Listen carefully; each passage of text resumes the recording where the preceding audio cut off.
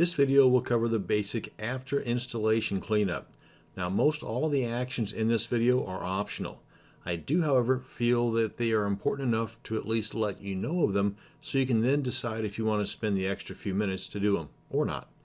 The first thing that I do is to log into my cPanel control panel and then go over to the File Manager and access the root directory of my WordPress installation. So if you had installed WordPress on, say, a subdirectory like blog or members, then you would want to navigate to where you see these files here. But in my demonstration, it's in the root directory. So first thing is, depending upon the installation method you used, if you still have the wp-config-sample.php file, go ahead and select that.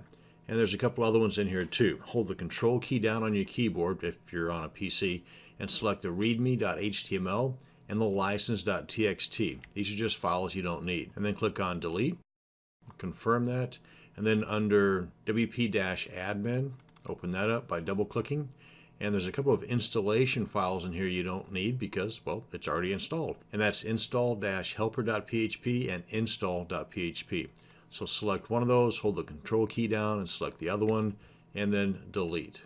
Confirm deletion. And that's all from the file manager that we're going to mess with. So we can go ahead and close this out. And now let's go ahead and log into the dashboard area of our WordPress site. And if you've not done that before, then enter the URL to your WordPress site /wp-admin, hit enter, and you'll be presented with a box for you to add your username and your password, and then just log in. That'll bring you to this page, which is the dashboard page, and we'll just kind of start at the top.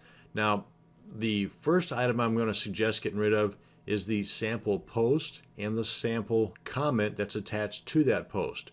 But if you want to keep this placeholder to kind of give you a visual guide as to how they look, for example, this is that first post right here, and if you want to keep that, then by all means do so. I'm going to go ahead and trash it, and it's still available in the trash heap. In case you want to bring that back, you can do so. But by trashing that, we also trash the comment that was assigned to that. Next up is pages. We've got a sample page for our placeholder, and like with post, if you want to keep this to kind of get a visual as to how it's going to look, then go ahead and hang on to it. But I'm going to go ahead and trash that.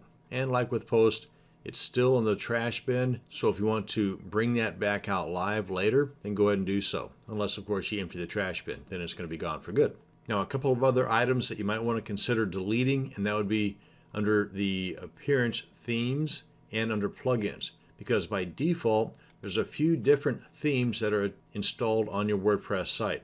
Depending upon the version that you've installed, it could be 2014, 2015, 2016, or even 2013 down here. You really only need one theme installed at a time. I know people that have 10 or 11 different themes installed, but you're only using one at a time. So in most cases, there's no reason to keep multiple themes installed. It takes a matter of a minute or two to install a brand new theme, so why have the extra baggage if you don't need it, right? But that's just my thinking. So if you want to delete these additional themes, just select it, come on down here in the lower right and click on delete. Select it, come on down to the lower right, click on delete, confirm deletion, and select it, come on down to the right and click on delete, and then confirm that by clicking on OK. And now we've got just the one theme. Likewise with plugins, if we go to plugins, click on that. And these are the two plugins that come installed by default. I usually just go ahead and delete the Hello Dolly plugin, and you can do that by just clicking on the delete link here. I usually keep and activate the Akismet plugin unless I have a different plugin that will do pretty much the same thing. Then I'll delete both of these.